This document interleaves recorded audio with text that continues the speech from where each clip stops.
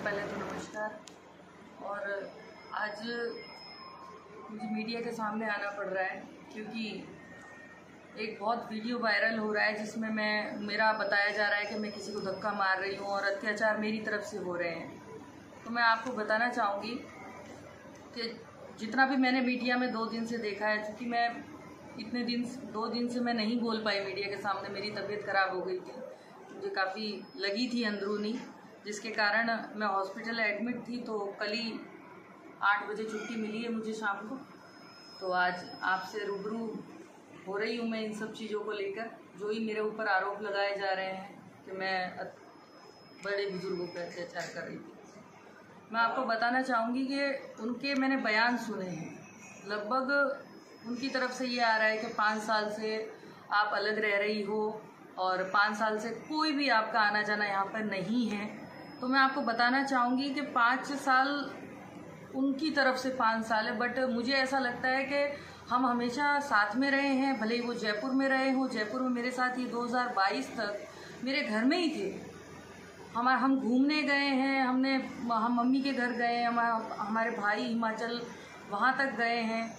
और 2019 के बाद की आप कोई भी, मैं तो कहूँ अगर मैं झूठ बोल रही हूँ तो आप ये CDR, आजकल टेक्नोलॉजी बहुत हाई है, तो आप उनसे पता लगा लीजिए कि जिस प्रकार से वो कह रहे हैं कि 5 साल से मैं उनसे दूर रह रही हूँ, तो ये सरासर गलत बात है। मैं बिल्कुल आती जाती रही हूँ, पड़ोसियों को भी पता है। मैं 6-7 महीने में यहाँ एक बार आ जाती हूँ कोई भी कार्यक्रम में। बाकी मेरे साथ बहुत ज़्यादा लोग होते हैं तो एक ही कमरा है घर पे, रहने की इतनी जगह नहीं है उस घर में, तो उस हिसाब से कभी सर्किट हाउस में रूम बुक हो जाता है तो कभी होटल्स वगैरह में रुकना होता है। और बहुत सारे आरोप लगाए, तो मैं ये कहना चाहूँगी जब जब इनको ज़रूरत पड़ी है मैंने इनके हिसाब से 5 साल जो है ना, उसके बाद भी मैंने इनकी हेल्प करी। अगर हमारी किसी तरह से लड़ाई होती तो एक बार इन्होंने मुझे बोला कि मुझे 10 लाख रुपए की ज़रूरत है। ये बात लगभग 2020 की है। उन्होंने मुझे बोला 10 लाख रुपए चाहिए मुझे। मैंने तुरंत, इन्होंने कहा घर से मांग ले, तेरे माता पिता से मांग ले। तो मैंने कहा ऐसा है, मुझे बार बार बहुत शर्म आ रही है, इतने सालों से सर्वाइव कर रहे हैं पापा के बलबूते हैं, अच्छी बात नहीं है ये। तो मैंने एक हमारे जानकार है रमेश जी वाघेला, जो कि साचोर के हैं, उनको मैंने फ़ोन किया। उन्होंने तुरंत 10 लाख रुपए की इनके हेल्प कर दी, जो कि आज दिन तक इन्होंने उनके पैसे लौटाए नहीं हैं। थोड़े बहुत कुछ दिए होंगे, उसके बाद से उनका ना तो फ़ोन उठा रहे हैं ना उनके पैसे। और वो मेरे ऊपर इतना मतलब प्रेशर आ रहा है कि पैसे दीजिए MLA साहब, हमने आपको दिए थे पैसे। तो आप उनसे पता कर लीजिए, भले ही अगर किसी प्रकार का मेरा अगर लग रहा है, वो कह रहे हैं कि अमृता झूठ बोल रही होगी, ये भी कह सकते हैं क्योंकि वकील हैं वो। और सुना होगा कि संगठन के माध्यम से एक उनकी मीडिया में एक उनका वो चल रहा था, वो फ़ोन कॉल जो होता है वो वाला, तो वहाँ उन्होंने मुझे बोला, मतलब मुझे ही बोला, उस मीडिया के माध्यम से बोला मुझे कि मैं जो भी इसने ये किया है मैं उसको मतलब संगठन में बोलूँगा। तो मैं यही कहना चाहती हूँ, संगठन जितना उनका है उतना मेरा है। और ये फैमिली की बातें हैं, तो ये संगठन कहाँ से बीच में आ गया? आपने ये कोर्ट की कार्रवाई की क्या? संगठन में किसी को पूछ के किया था क्या? जो आप मीडिया में बोल रहे हैं कि भाई संगठन को मैं इतना बताऊंगा उतना बताऊंगा। तो अभी आपने कहा कि 5 साल विधायक नहीं, तब उन्होंने खूब कमाया आपके नाम पर। बिल्कुल। क्या कमाया, कितना कमाया? देखिए आजकल इलेक्ट्रिक आप देखेंगे हर चीज़ में आधार कार्ड लगता है, हर चीज़ में कागजातों के बिना कुछ होता नहीं है। तो मैं कहूँगी इनकी आप 2013 से पहले की आप प्रॉपर्टी चेक करवाइए, कितनी इनके माता पिता के नाम पे प्रॉपर्टी थी, कितनी इनके नाम पे थी, कितनी इनका जो भाई है उसके नाम पे थी, और 2018 में इनकी कितनी थी। पर मैं एक बात और कहना चाहूँगी, मेरे ऊपर किसी प्रकार का कोई आरोप नहीं लगा सकता कि मैंने किसी से कुछ लिया है, क्योंकि मैंने हमेशा काम करने में ध्यान लगाया है कि कैसे मेरे को जनता का काम करना है। मुझे यहाँ से जयपुर काम लेके जाना है और मुझे काम करवा के आना है यहाँ पर। मैंने हमेशा काम के प्रति अपनी ईमानदारी निभाई है और मैंने जनता के लिए काम किया है।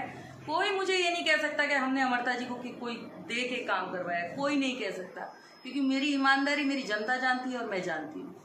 तो जैसे आप कह रहे हैं कि उन्होंने खूब कमाया, और आप ये भी कह रहे हैं कि शादी के अपने विधायक की के बाद में उन्होंने आपसे कई बार 10 लाख भी मांगे। बिल्कुल बिल्कुल मैंने हेल्प की है। देखिए कमाने के बाद उन्होंने सारा जो भी पैसा था वो उन्होंने ज़मीनों पे लगाया है, और काफ़ी वो है कि उन्होंने कोई बिजनेस नहीं किया, उन्होंने ज़्यादा से ज़्यादा ज़मीनें खरीदी उसमें। और मेरे पास कुछ नहीं था, तो मैंने अभी छोटा मोटा काम चालू किया है, क्योंकि मुझे सर्वाइव करना है, मुझे मेरी बेटी को रखना है। क्या जो ये पेंशन की बात करते रहते हैं, बार बार पेंशन की बात करते हैं, 35,000 रुपये, तो मेरे पास गाड़ी है, मुझे ऑफिस भी मेंटेन करना पड़ता है, मुझे बेटी की जो ईयरली फीस है वो भी भरनी पड़ती है, तो ये सब चीज़ों के लिए काम भी करना पड़ता है ना। और इन्होंने जो कुछ भी खरीदा होगा या फिर इनके पास जो भी गाड़ी होगी वो किस तरीके से इनके पास आई, आप देखिए मेरा सब कुछ लोन पे है, बिना कागजात के तो लोन होता नहीं है, वाइट बिल्कुल होता है उसमें, तो जो भी है आप पता कीजिए उनसे। आप कह रहे हैं कि ये जो परसों जो घटना हुई उस टाइम पे आपको गंदी गंदी गालियाँ दी, भद्दा बोला, तो आपने मामला दहेज प्रताड़ना का क्यों दर्ज करवाया?